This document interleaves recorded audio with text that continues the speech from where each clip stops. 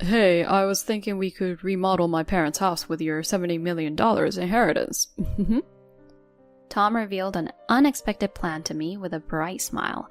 I was so shocked that I couldn't speak. What? Indeed, it was true that I had inherited $70 million from my father, but I had not told my husband about it yet.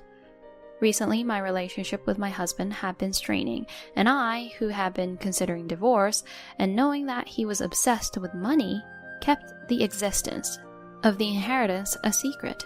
Therefore, I was perplexed by this development. When I asked my husband how he knew about my inheritance, he confessed that he had threatened my mother to extract the information. I could not believe he would use such a despicable method. Anger surged within me and I protested to my husband. However, he sneered and said, It doesn't matter what you say because it's already contracted, so no matter how much you protest, it's useless. My name is Emily. I am 28 years old and work at a major bank. I had always dreamed of getting married, but due to the busyness of my job and a lack of encounters with the opposite sex, I eventually registered with a marriage agency. There, I met a man named Tom, who was a year older than me. Tom was a delivery driver, and his cheerful personality and enjoyable conversation were charming, and I was attracted to him. I worked in an all-male environment and never met a wonderful woman. I'm really happy to meet a wonderful, responsible woman like you, Emily. I felt genuine affection as he spoke bashfully. I'm so happy to be spoken to like that. Hey, would you spend time with me if you're okay with it? I'm considering marriage, too. My heart was filled with joy at Tom's invitation, and steadily our relationship deepened, and we got married 3 years ago. I believe we, as a married couple, were genuinely close at first. Without minding that my salary was higher, Tom praised me. He often told me things like, Emily is really wonderful. You're a career woman, aren't you? However, 3 years after registering our marriage, Tom's attitude changed.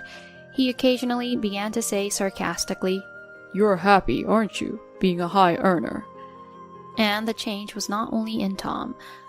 My in-laws, who were so kind, began to take a high-handed attitude toward me.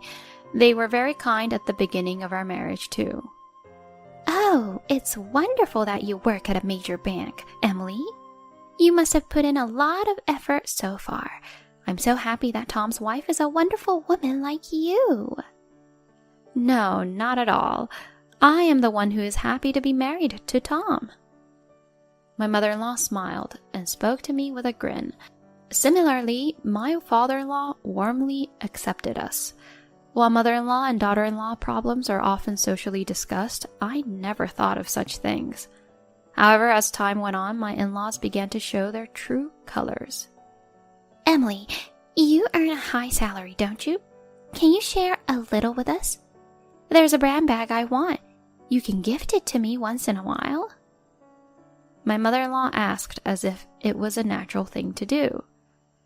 But didn't I just present new clothes to you for your birthday the other day? Also, I avoid lending and borrowing money even among family members. When I refused, my in-laws got angry. How rude! We approved of the marriage because you work at a major bank. Personally, I hate you. I don't know if you are smart or not, but it's infuriating how you always speak your mind clearly. An excited mother-in-law yelled at me. Yeah, that's right. We don't need a daughter-in-law who doesn't give us money. It's natural to give presents on birthdays, right? We're not talking about that. We're saying give us money. We're urging you like this because you never give us money. Not understanding such a thing, you're the worst daughter-in-law. Both the father-in-law and mother-in-law were in accord, directing their criticism towards me. Tom did not defend me, agreeing with them instead. On the contrary, Tom would frequently say, You make good money, so this much should be fine. Going out to dine or arbitrarily buying expensive appliances. Of course, his salary alone couldn't cover these expenditures, and I always had to make up the difference. Consequently, unable to endure the harsh treatment from Tom and my in-laws, I began to consider divorce. Since we did not have children yet, the barrier to divorce did not seem high. Therefore, I decided to proceed with preparations for divorce. When I told Tom, "Let's get divorced," he avoided discussing it and would not confront the issue. Huh? Divorce? Sure, some other time. I'm tired, so I'm going to sleep now. Wait a minute. Tom, we need to talk about our divorce today. Ignoring my words, Tom hastily went to the bedroom. He consistently refused to engage in any discussions about our divorce. Amidst such ongoing days, I received a call from my mother. "Mom, what happened?" Listen calmly, Emily. The fact is, your father has... According to my mother, my father had been found to have an illness in a recent health check and had to be hospitalized urgently. Understood. I will go to the hospital right away. As I hastily got ready and was about to leave the house, Tom asked me where I was going. When I explained my father's situation, Tom showed no interest, responding only with a nonchalant, I was disappointed by his indifferent attitude towards his father-in-law. However, time was of the essence, so I disregarded Tom and decided to head to my father's hospital. I visited the hospital and, together with my mother, headed to the examination room where the doctor was. The news from the doctor was grave. My father was harboring malignant cancer, and his remaining time was limited. Upon receiving this shocking news, my mother and I were lost for words, enveloped in sorrow. Although I hesitated to inform my father, he wanted to know the details about his illness and also wished to be clear about his remaining time. Therefore, everything was disclosed to him. After returning home, while I was in the depths of sorrow, Tom lightly inquired, Did you go to my father-in-law's hospital? So, how was it? You look so gloomy, so I guess it's pretty bad, huh? Anger welled up inside me at Tom's frivolous manner of asking, but I decided to talk about my father's situation. Upon doing so, Tom, with an oddly cheerful expression, uttered these words. Hey, speaking of which, you want to divorce me, right? If you talk to my already troubled father-in-law about his daughter's divorce, it'll add even more burden, won't it? I'm okay with divorcing any time. My affection for Tom disappeared entirely upon hearing his callous words. Nevertheless, I did not want to burden my father. I knew that although Tom verbally agreed to divorce, he had no intention of participating in divorce discussions. Being also pressed with work, I chose to be by my father's side, instead of spending time on such matters. After that, since I stopped talking about divorce, Tom seemed to interpret that I had listened to his arguments and became even more vocally dominant. My father-in-law's inheritance is a considerable amount, right? I'll get a share too, right? I'm the husband, after all. I'm looking forward to it. How can you say such a ridiculous thing? My father is still alive. Stop your nonsense at once. Annoying. Calm down. Despite my protests, Tom did not care at all. Subsequently, as he kept bringing up topics about after my father's death, I found it unpleasant and stayed at my parents' home without returning to my own. Not wanting to worry my mother, I explained that I would not return home for a while since the hospital my father was in was close to my parents' house. After a while, my father passed away after his battle with his illness. His end was peaceful, almost as if he were sleeping. My mother and I were engulfed in tears, but with funeral preparations and other matters waiting, we couldn't only grieve. I informed Tom of my father's death and told him the schedule of the funeral. My intention to divorce remained unshaken, but I called him to notify him of the minimum as a wife. Oh, my father-in-law finally passed away? That's too bad. but attending the funeral is troublesome, so I'll pass. As expected, Tom did not express any sorrow. Even so, I thought he would attend the funeral, but he was even reluctant to do that. I lost my emotions towards Tom's behavior, feeling a sense of discomfort. I even hated myself for choosing to marry a person who showed such a dark side. Fine, do as you wish. A chillingly indifferent voice came out of my mouth. Why are you so angry? Scary. So, what I'm curious about is the inheritance. Unable to bear his frivolous attitude, I cut off his words and hung up the phone. In the end, Tom did not appear at my father's funeral at all. There were critical opinions about Tom from the funeral attendees, but I was glad he did not come. I felt it unbearable to see him ruin my father's funeral. After the funeral, my mother, the other relatives, and I discussed the inheritance. My father had decided to some extent who would inherit which assets during his illness, so the discussion went relatively smoothly. Finally, having a moment of peace, I decided to return home. However, after returning home, Tom made a shocking statement in front of me. Oh, long time no see. I've decided to remodel my parents' house right away with the $70 million you inherited. What? My voice flipped due to the excessive surprise. I was not supposed to have told Tom the details of the inheritance. Yet for some reason he understood that I inherited $70 million. Moreover, I don't understand what he's basing his statement on about using it for the remodeling costs of his parents' house. What do you mean? It's the first I've heard of such a large sum of money. I tried asking your mom. I asked about your father-in-law's inheritance. When I threatened her, saying if she didn't tell me, it would lead to a divorce with her daughter, she told me right away. Ha ha ha ha. I was confused by the unbelievable event. Tom had threatened my mother and extracted information about the inheritance. Knowing that my mother was already greatly suffering due to my father's situation, and not wanting to put any more burden on her, I hadn't told her about the disgraceful treatment I had received from Tom and my in-laws. Of course, I hadn't told my mother yet that I was considering divorce either.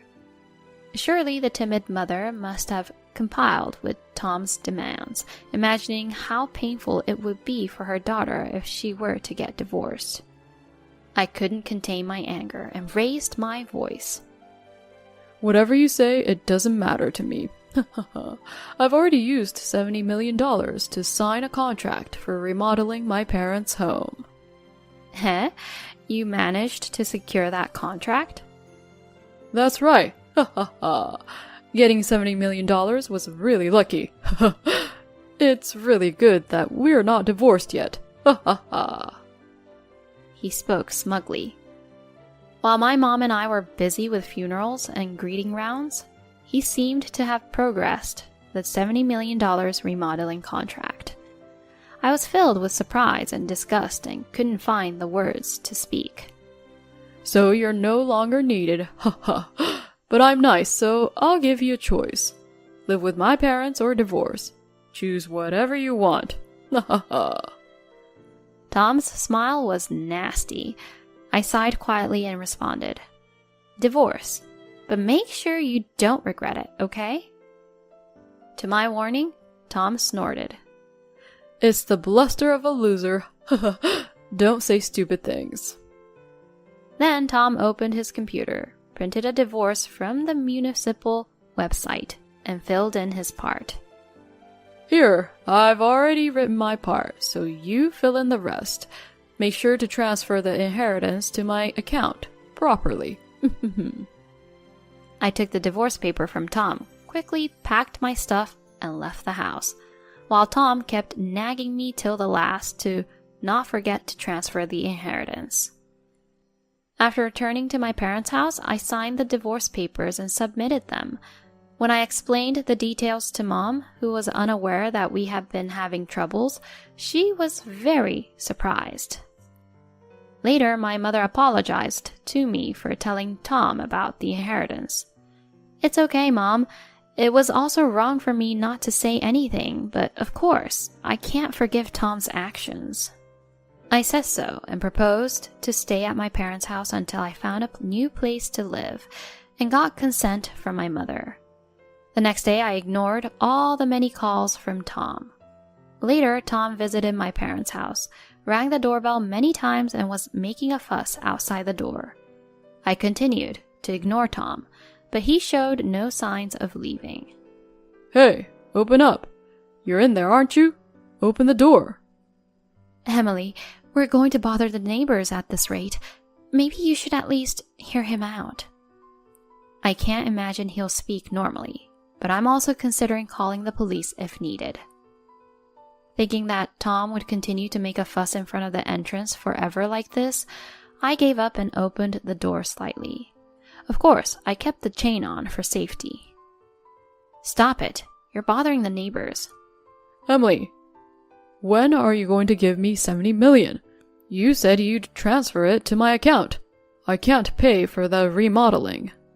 Watching Tom continue to shout and try to tear off the chain by pulling the door, I calmly and gently smiled and replied, "You should have expected this." Tom responded with a bewildered expression. "Huh? What's so obvious?" I explained slowly. "What I inherited is my father's precious villa, not his deposit, so I can't transfer it, can I?" Tom showed a surprised expression at those words. "Huh? What does that mean?" I continued with a smile. Moreover, the very fact that a renovation contract for $70 million has been established is unbelievable. Normally, an appropriate amount of funds is required to enter into such a high-value contract. Tom answered, a bit perplexed. That's because a relative runs a construction company and there's a prospect of receiving $70 million, so they allowed it through the screening." Finally, I could understand with that explanation. "I see, so that was it. But that has nothing to do with me. You remember when we divorced, I told you not to regret it, right?"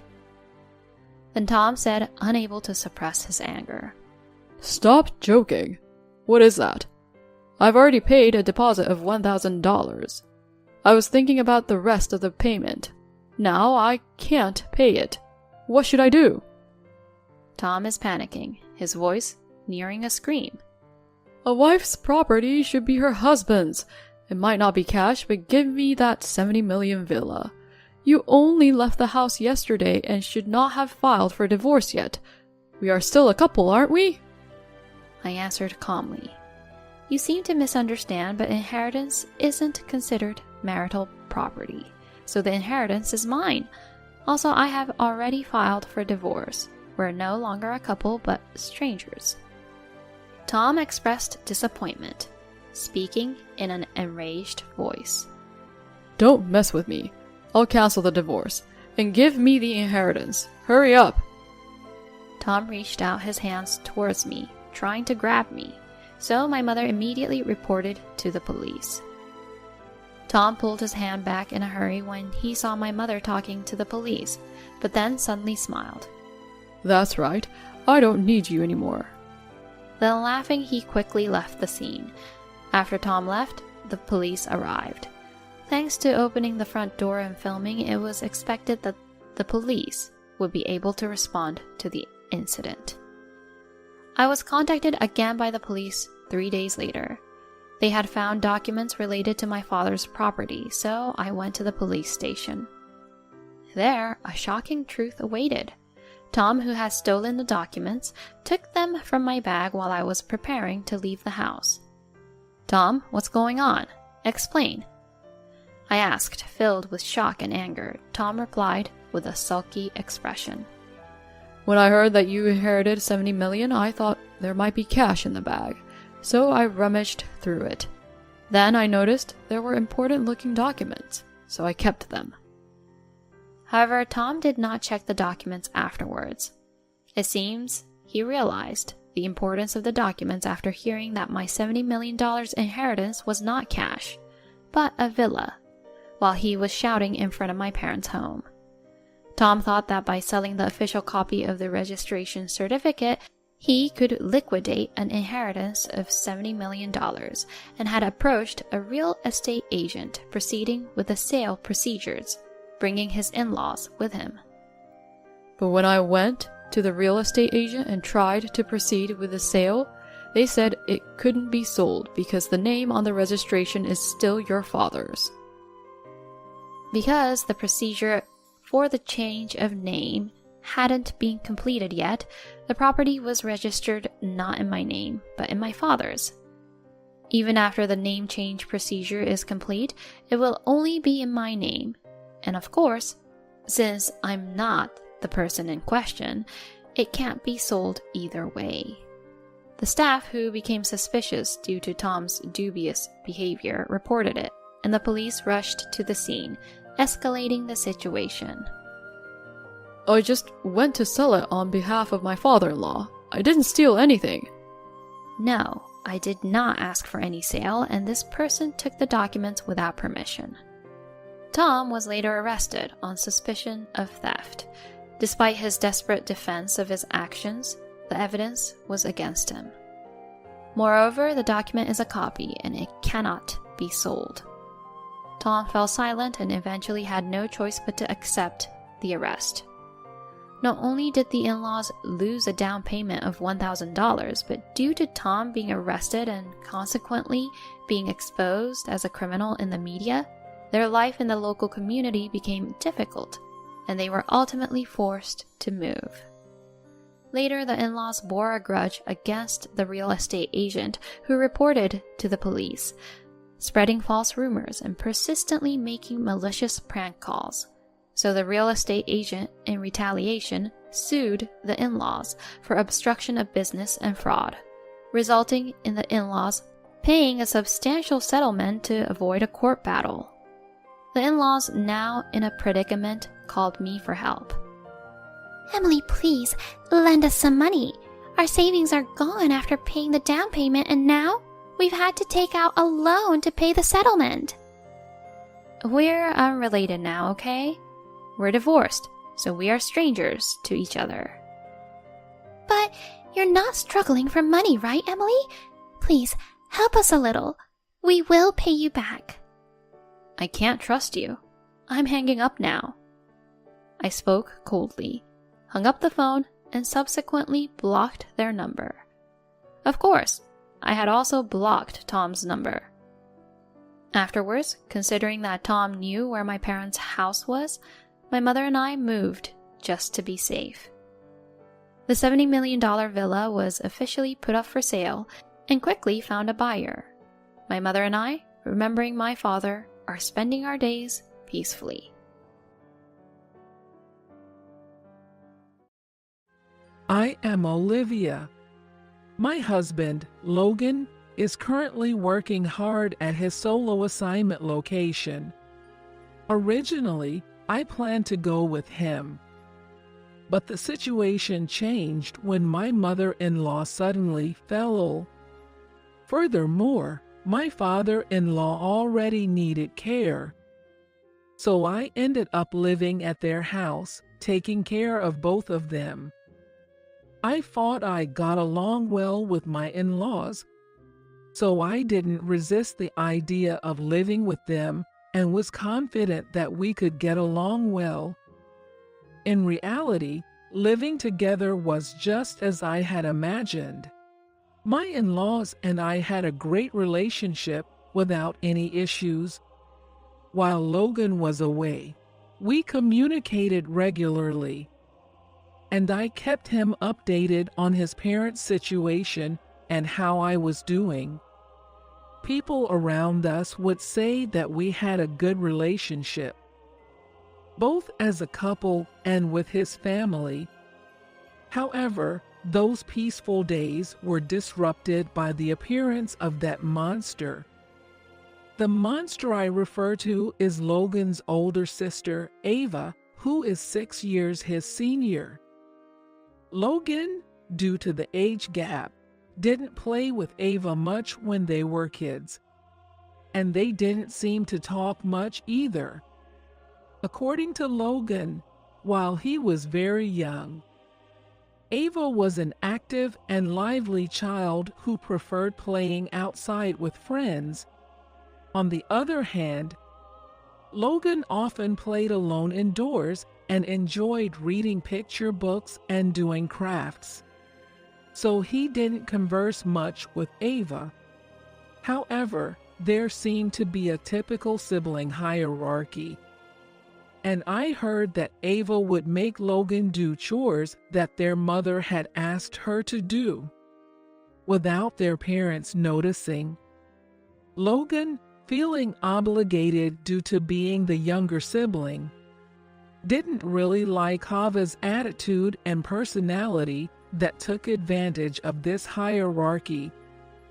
As Ava reached high school and college, she began hanging out with flashy friends and came home after midnight almost daily. At that time, Logan was in middle school. Ava was warned by their parents for coming home so late and making noise, but she dismissively responded, "It's none of your business what time I come home." Unable to stand her selfish behavior, their strict parents told her, "If you want freedom, leave this house and live on your own. You say it's none of our business, but we are bothered by your actions. This isn't your house, so if you can't follow the rules and heed our advice, please leave." They gave her a month to pack up and leave. However, Ava ignored their words. She didn't make any efforts to find another place, even as the deadline approached. So, when the time came, they changed the locks to ensure she couldn't get in. Ava, having underestimated her parents' intentions, was infuriated when she discovered the lock change after returning home late one night. She made a scene outside the house, leading the neighbors to call the police. This incident irreparably damaged her relationship with the family, and they became estranged. She did attend our wedding since she is, after all, Logan's blood-related sister, but after discussions within the family, she was seated as far away from the main tables as possible. Given this, I assumed we would have no future interactions with her. Yet, one unexpected day, she suddenly appeared at our house. She brazenly declared, "This is my house. Strangers should leave." This happened a month ago. She continuously rang our doorbell with large luggage in hand. When I checked the monitor after the incessant ringing, thinking there might be some trouble, I saw Ava, dressed as if she had just attended a wedding, with flashy makeup and an extravagant dress. Stunned into silence, I quickly opened the door when she threatened to break in through a window. Knowing her from Logan's and his parents' stories, I believed she might actually do it. As I opened the door and said, "Hello, Ava, it's been a while. Why are you here all of a sudden?" Before I could finish, she pushed past me into the house, exclaiming, "Move, parasite, make way for your elder sister," and laughed loudly. What's gotten into her? Has she gone mad? I wondered silently. Hearing the commotion, my mother-in-law came out of her room, asking, "Who is it? What happened? Why was the doorbell ringing so much?" As Ava saw her mother, she immediately exclaimed, Mom, it's been a while. From today, I'll be living here. You must be worried about taking care of Dad by yourself, right? So, I'll be here with you." She offered with a smile. It's been 3 years since the father-in-law needed care, and it's been a year since the mother-in-law had fallen and found it challenging to look after him. However, during the time the family was in distress, Ava never showed up at the house. So, when she suddenly offered to help with caregiving, I couldn't help but feel suspicious. My suspicions were mirrored by the mother-in-law, who, while looking at me, remarked, "I'm not worried at all. I've discussed it with Logan, and Olivia is here with us now.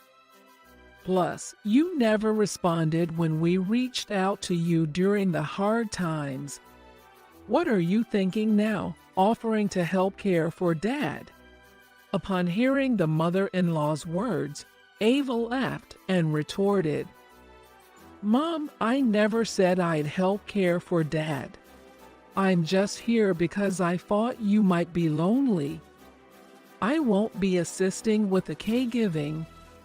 Hearing her remarks, I understood a bit more about why she got kicked out of this house. She's selfish and seemingly incapable of self-awareness. She means she will live in the house but won't help with the caregiving.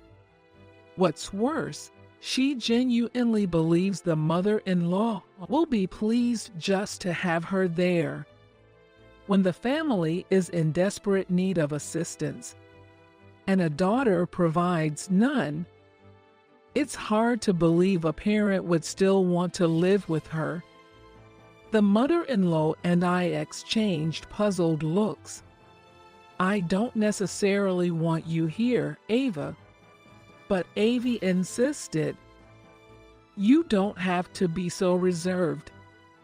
I'll take care of this parasite," referring to me, as she tried to force her convenient rationale upon us. After forcing her way into the house and dumping her large baggage in a vacant room, she ordered me, "Hey, parasite, won't you even serve your sister some tea?"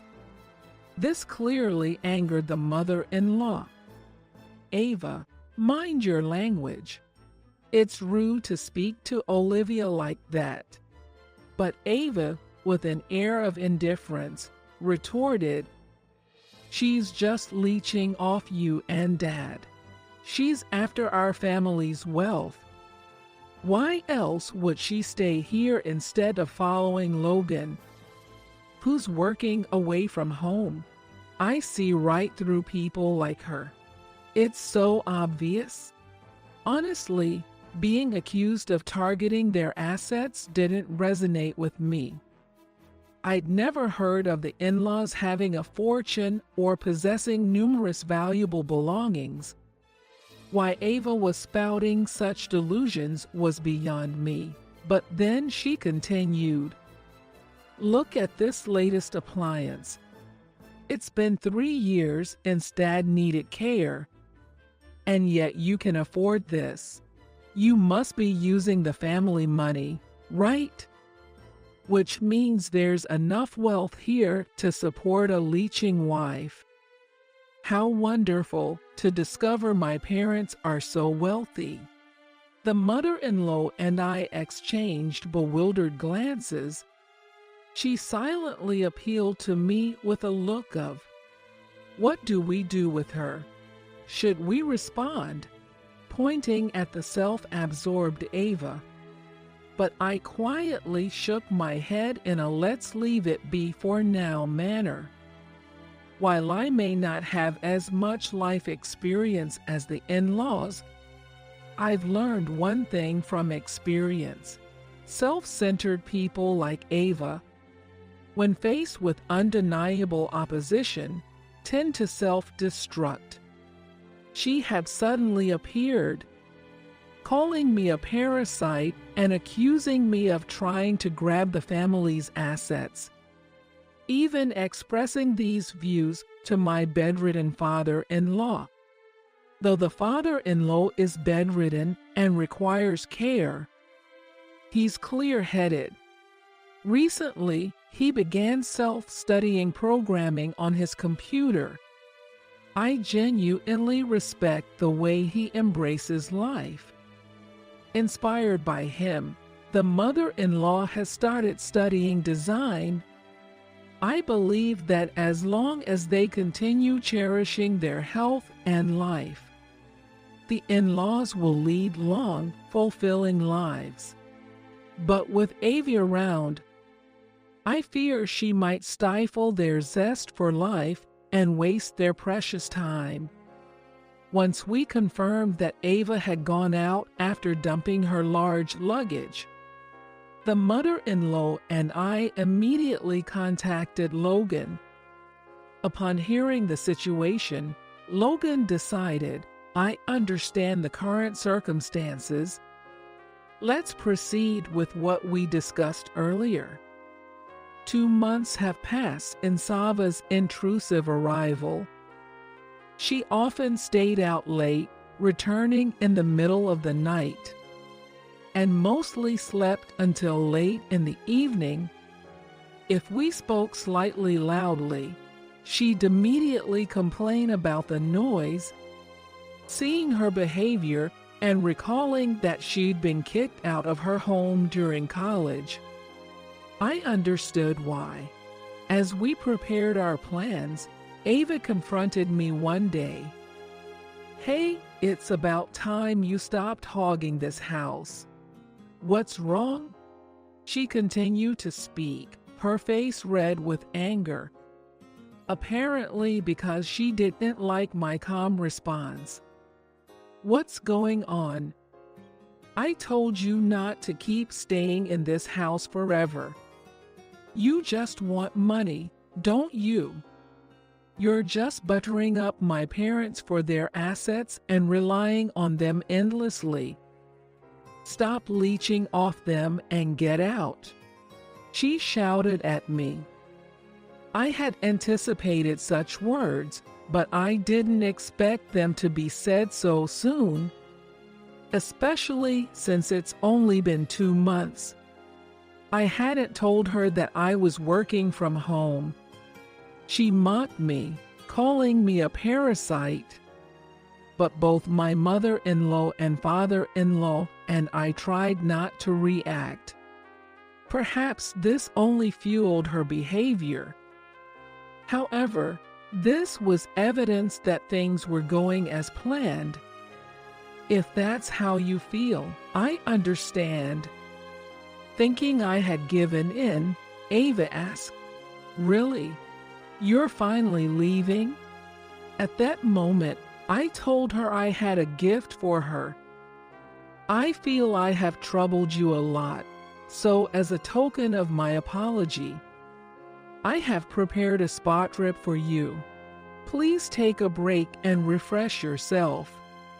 Upon hearing about the spa trip details, Ava's mood suddenly improved, and she said, "Oh, so you can be thoughtful after all." She didn't think deeply about the intent of the gift and went on the trip the next day. Fortunately, I found an inn that accepted reservations even on short notice. I paid for the spa trip, but it was a necessary expense to move our plan forward. Our goal was to get Ava out of the house, and we were prepared to do whatever it took. As soon as Ava left, we began preparing to move. Since I had informed Logan the day before, he returned home immediately, and we arranged for movers, making it a hectic day. Moving all our belongings in a day was a challenge, but Logan and I took the lead so as not to tire out my in-laws. Thanks to our efforts, the house was empty by the time Ava returned. We, along with my in-laws, had moved to a different place. Upon returning home and seeing the empty house, Ava was shocked and cried out in surprise and anger. We have scheduled a home appraisal for the day Ava was to return. Logan was there to ensure she wouldn't damage the house in her anger and to evict her if necessary.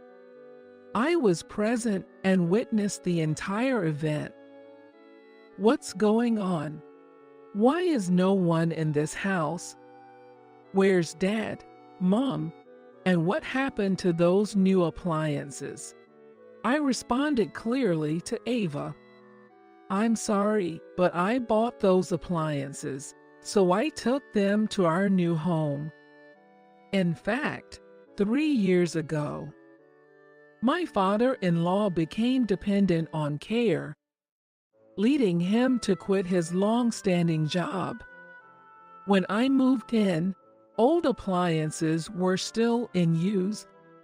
I learned from my in-laws that they didn't have any special attachment to the old appliances. They simply couldn't afford new ones.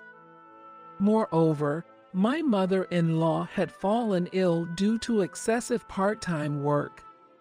Therefore, I persuaded her to quit and, with my income from my remote job, supported my in-laws, gradually updating furniture and appliances over the year. What about the car? That's mine too. So it's only natural to bring it to the new house, right? Isn't it, Mom's? No, it's mine. Most people would understand that I bought these things with the money I earned from my job. However, Ava believed I was jobless in my in-laws, and I never told her about my job. As expected, Ava glared at me and accused. You leech. You used Mom and Dad's assets to buy what you wanted, didn't you? Knowing her personality, I wasn't surprised by her assumptions. Please don't misunderstand. I have a job. I just didn't tell you about my finances and my work from home job because I didn't want you asking me for money. I explained. Ava was taken aback and exclaimed, "What? So you've been working from home and earning your own money? You've been taking care of Dad while working all this time?" "Yes, that's right." Hearing this, Ava looked relieved. Thank goodness I misunderstood.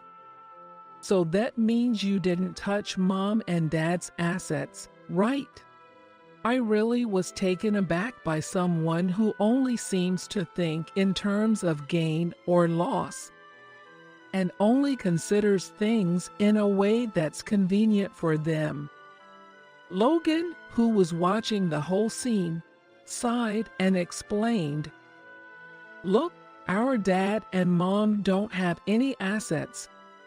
You probably don't realize, but after Dad needed care, he didn't rely on me, his son, for a while, right?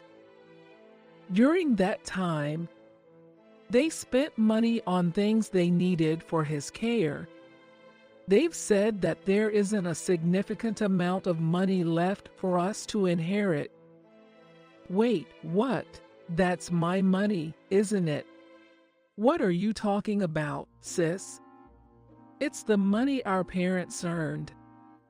"Or are you saying you lent money to them?" "I don't think so."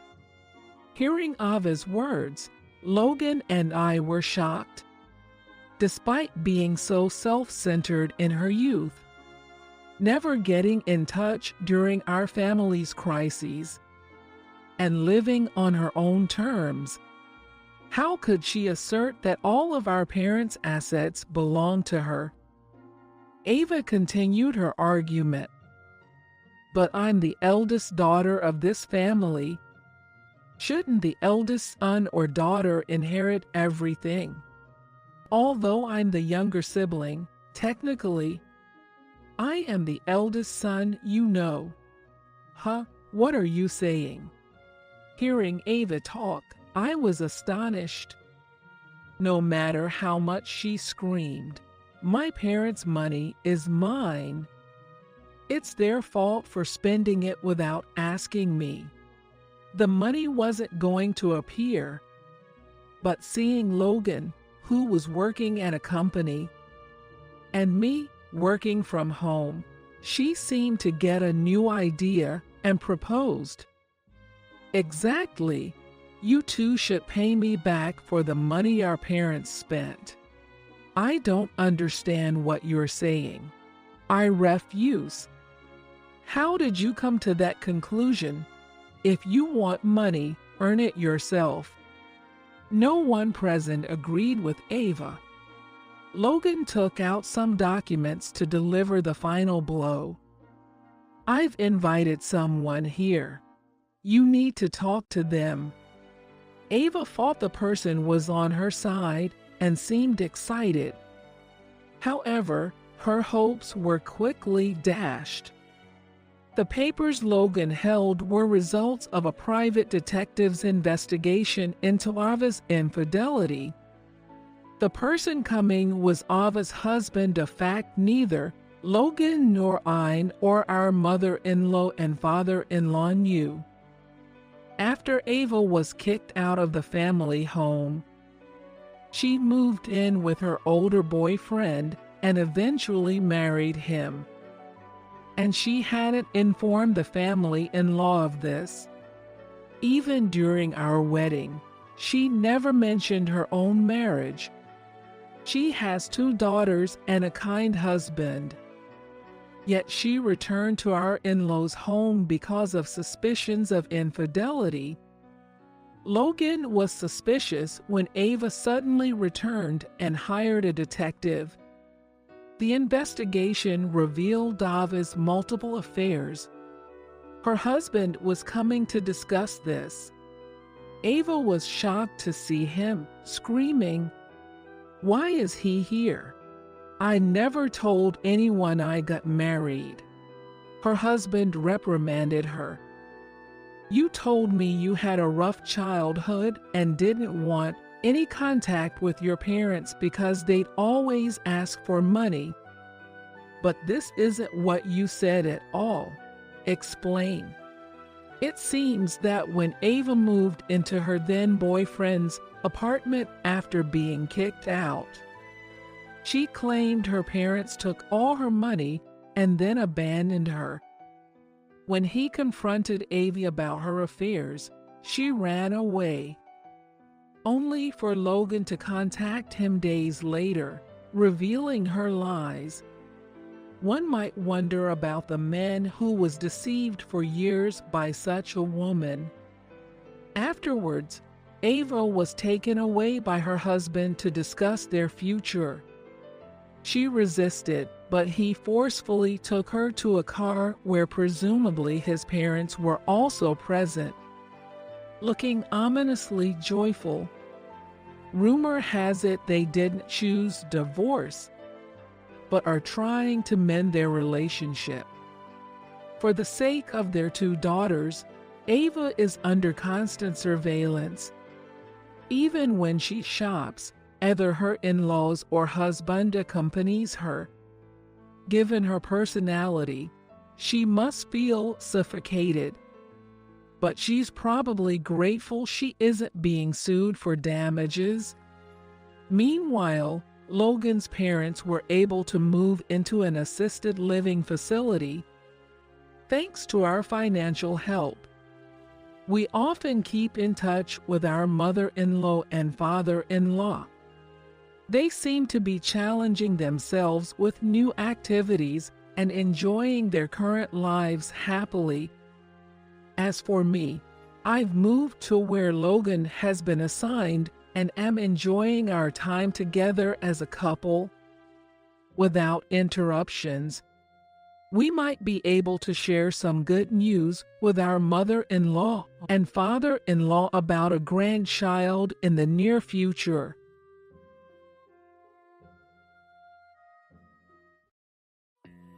My name is Jessie, and I'm 30 years old, working as a hairdresser.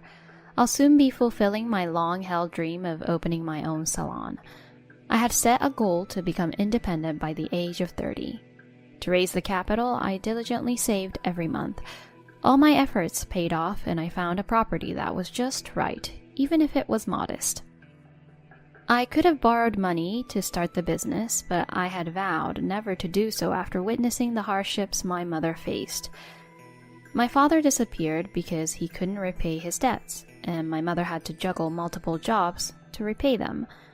The last thing I would have ever imagined was ending up repaying $3,000 of my husband's debt every month. Looking back, I came to realize that my husband deceived me. I met Steve, my husband, a year ago at a group blind date.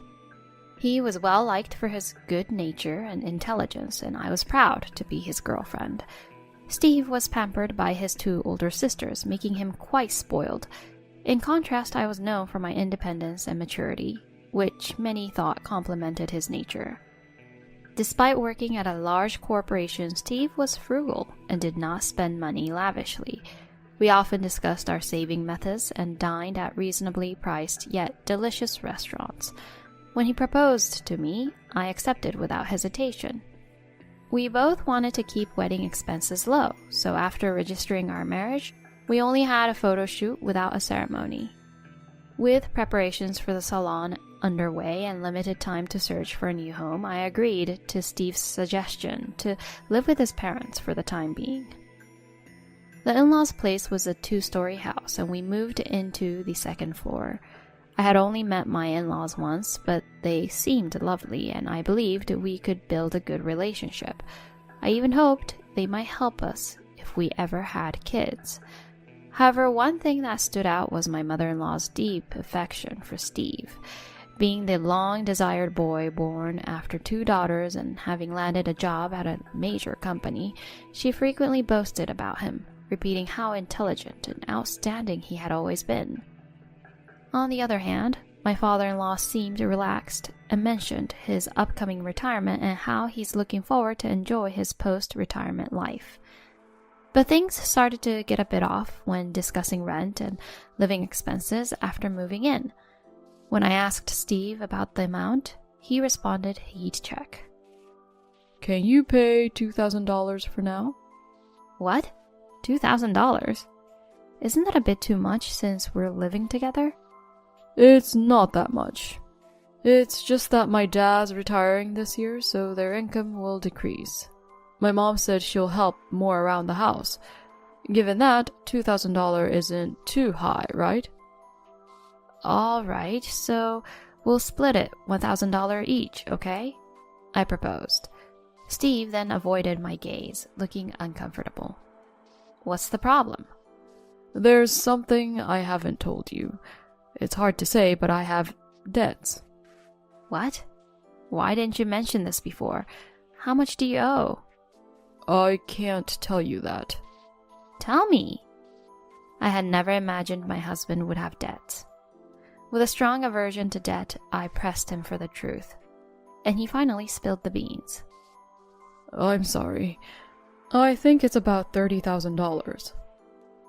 Upon hearing the unexpected amount, I panicked and impulsively threw a magazine that was in front of me.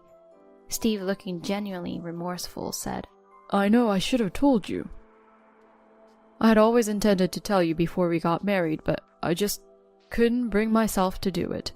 Knowing how much you struggled with your father's debt and how strongly you felt about it made it even harder. I was afraid you'd hate me, he said, tears forming in his eyes. Unable to bear accusing him any further, I distanced myself from Steve and slumped my shoulders. For now, I tried to suppress my rising anger and anxiety and focused on understanding the situation. Can you explain how this happened?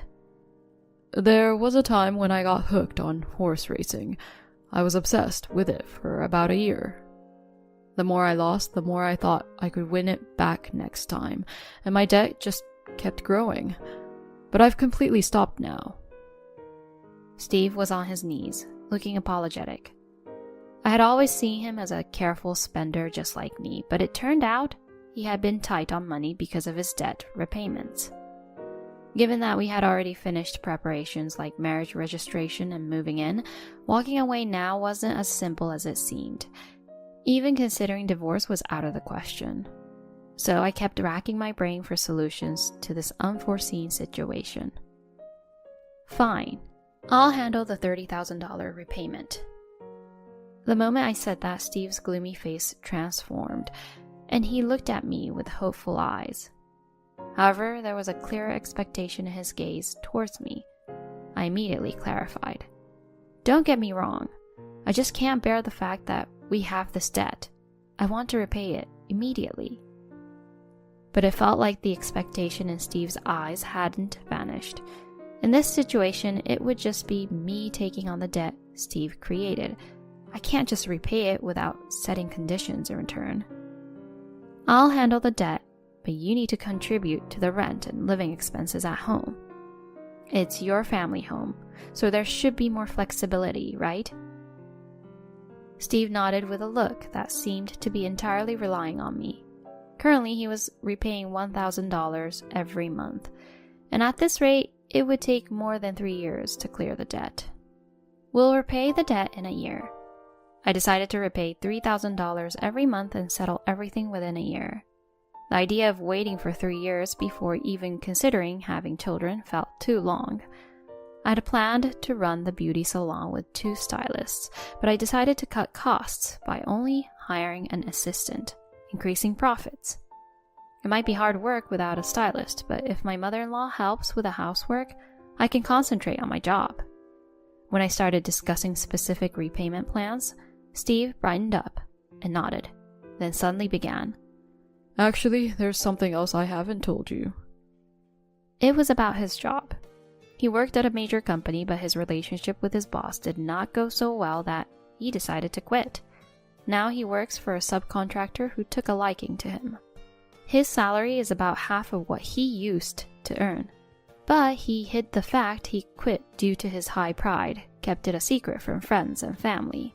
Doubts arose about how much I could trust Steve, who had been hiding such major things. Regardless, I emphasized that he should be honest with his parents about the situation and ask for their support in our lives, so I could focus on work. Steve nodded and acknowledged everything repeatedly. As a couple, we decided on our roles and started our new life aimed at debt repayment. However, the reality was far from what Steve had described. Early in the morning, my mother-in-law would wake me up saying things like, "Jessie, what about breakfast?" And "You need to hang the laundry now, or it'll get stale." I almost blurted out, "Didn't you say you'd help me with housework so I could concentrate on work?" But since I come home late, she takes care of all the evening chores and dinner. Thus, I reluctantly began to wake up early to handle the morning chores. I thought my mother-in-law probably didn't feel good seeing me as another woman and a daughter-in-law not doing household chores. However, I was living with a heavy heart, forced into unexpected hard labor for Steve's debt repayment. The beauty salon closes at 8 p.m., but assistants finish at 7 p.m., so I end up doing all the cleaning and preparation for the next day by myself and would be able to get home by 10 p.m. When I get home, my mother-in-law, who already took a shower and relaxing in the living room, will shout out, "Do the dishes." On the sink, dishes for 3 people along with pots and pans are left as they are. I heat up the cold food in the microwave, eat alone, and then do all the dishes in a repetitive routine. There were times when laundry was left undone and I would fold it to prevent wrinkles. And in the morning I wake up at 5 a.m., finish the laundry, make breakfast, and leave the house by 8 a.m. This is because I'm running the business by myself and it wouldn't work otherwise. Tuesday is my only day off from work when suddenly my mother-in-law said, "I'm going out, so can you handle dinner and lunch for John? You're not doing anything every day. And please finish cleaning." she said, and then she went out all dressed up. Cooking lunch for my retired father-in-law and cleaning the entire house would take up my whole day. John seemed interested in computers, spending each day on the computer checking stocks. After living this hard life for half a year, I often felt unwell and said to Steve, "Your mother did agree to help with the chores, right? I work late for your debt repayment." Then Steve, looking away, said, Oh yeah, of course. But my mother has done housework for many years. She might want to rely on you sometimes. He changed the topic. "I wish you'd help with the chores at least a bit. At least do the dishes." I do want to help, but my mom says housework is for women and doesn't let me in the kitchen. I couldn't argue anymore. I started to feel that living together was a mistake. If it was just the two of us, Steve could handle the housework and I could rest on my precious day off without cleaning the big house. Then one Sunday evening, maybe because of daily fatigue, I fainted from severe anemia while at work. Fortunately, there were no customers and no more appointments, so I decided to close the shop early to go to the hospital. But on the way home, I saw something unbelievable. It was Steve holding a horse racing newspaper in his right hand with a gloomy face coming out of the station. When Steve noticed me, he quickly hid the newspaper behind him and said, Oh, what a coincidence. I was so shocked, I yelled at Steve. Didn't you say you'd quit betting on horses? With my health deteriorating, I lost my temper and shouted out loud. It's a misunderstanding. I just wanted to see the results. Steve was obviously lying. I was fuming, thinking of who was responsible for my suffering, and remained silent until we got home. At home, we didn't speak, and my mother-in-law, sensing the tension, spoke to me while Steve was in the shower. Hey, Jessie, I'm a bit concerned. How are you two? It's not good to take out your frustration on Steve just because your salon isn't doing well. My salon, it's going reasonably well. You don't have to lie. Steve already told us. You borrowed money to start the business, and now you're struggling to pay it back. What are you talking about? I've never been in debt in my life. Rather, it was Steve who put me into debt and forced me into monthly repayments. Yet I'm desperately repaying the startup capital. Steve should have told my in-laws about the debt. Steve is helping you repay your debt, isn't he? That's why we've been saying we don't need rent, but since we're living together, you should at least help out with the chores, right? Wait, let me get this straight. Steve is not paying you the rent? Huh? What are you talking about? Is every business owner like this? No, you've got it all wrong. To begin with, it was Steve who made the debt. The story had changed in ways I didn't know about. I explained the situation to my mother-in-law again.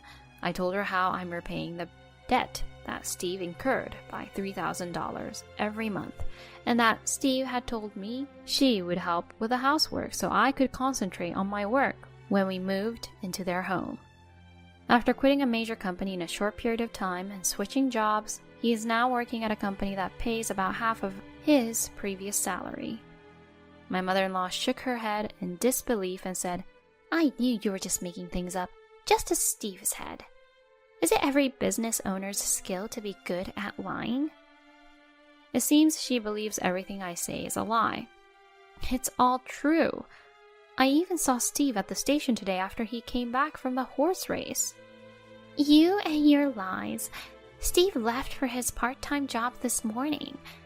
I can't believe you doubt your husband who's been working so hard even on his days off to help repay your debt. It seemed my mother-in-law had complete trust in her son and wouldn't listen to me. Aren't you using all of my son's salary to repay the debt you created, leaving him with no money to spare? I feel sorry for him. There's not much I can do to help. She began to cry, feeling sorry for her son's plight.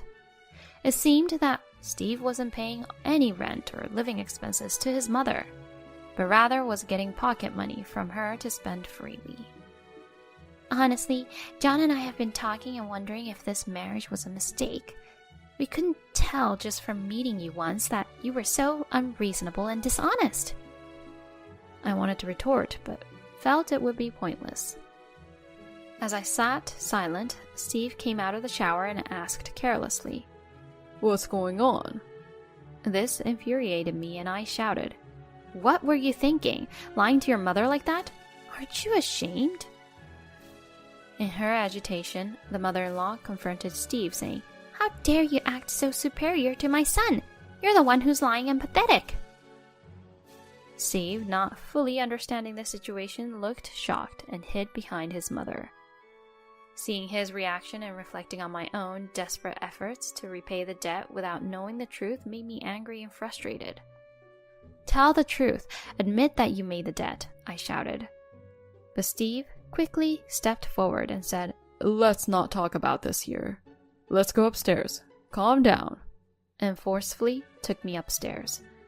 As we left, my mother-in-law yelled at our backs, Don't waste the money my son worked so hard for. Selfish wives like you should leave the house. The moment we entered the room, the first thing Steve said was, You're really stupid. I was stunned. Without a hint of remorse, he added, I mean, my parents are letting us live here for free. What's the problem? We save on rent and living expenses, so we have more money to spend. Isn't that great? I had it all set up perfectly. There's no need to foolishly tell the truth. So you blamed everything on me. Well, that story feels more credible and somehow it's persuasive, right? I feel it has potential for the future. If you think about being rewarded someday, even if you have to sacrifice yourself, there's a sense of purpose in working. I was at a loss for words at Steve's cunningness, and I could no longer trust him, who was only looking out for himself. Moreover, I couldn't feel any remorse from him, especially after learning that he was still involved in horse racing even after claiming he had quit. This meant that there was a high probability of facing the same issues over and over again if we continued together. Feeling that continuing our married life was impossible, I told him, I want a divorce. To which Steve responded, Fine, but don't ask for any alimony. And don't ask me to pay back the money you've been paying off so far. After all, you've been living here for free. Although I felt the house wasn't worth the $3,000 in rent, I reluctantly agreed because I just wanted to end things with him quickly. When we announced our divorce, my mother-in-law looked relieved and said, Finally, we all will be free. On my moving day, as I was loading my belongings into the truck, I heard my mother-in-law shouting loudly, Steve, the story I heard doesn't match up at all. Suddenly, Steve ran out of the entrance towards me, crying, Jesse, please help me. Mary, who looked so angry, chased after him. If you're getting divorced and Jesse is leaving, you won't need to pay back the debt, right? At least pay some rent. Why should I? You've let me live here for free until now.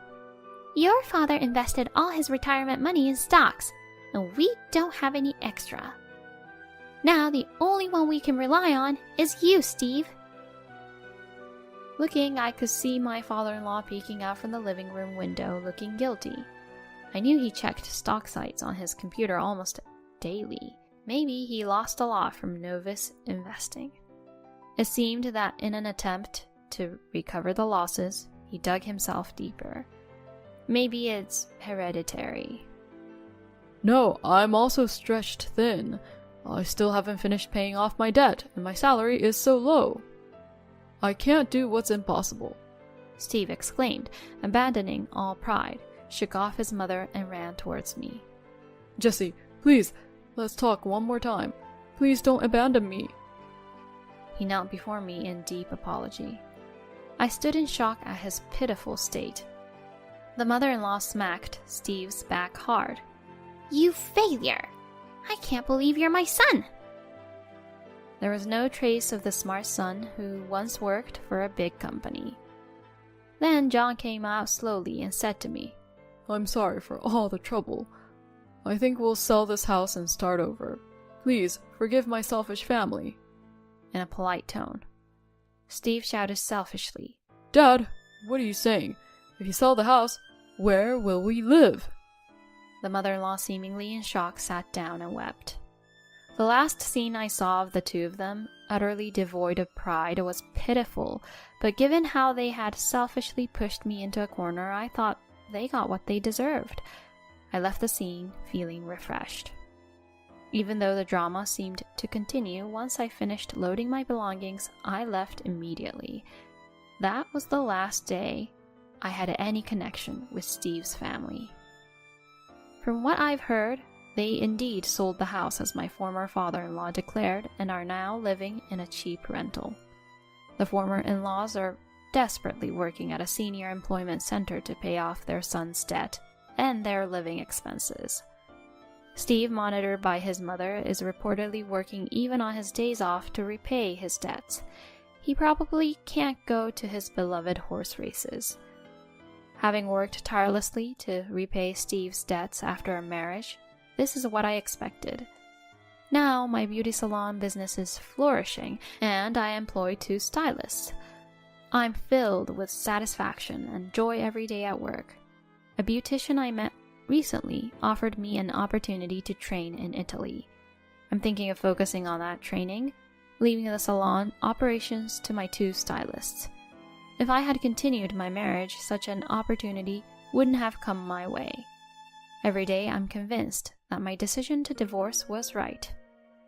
However, the person accompanying me on the Italy training is a man, so I can't imagine what the future holds.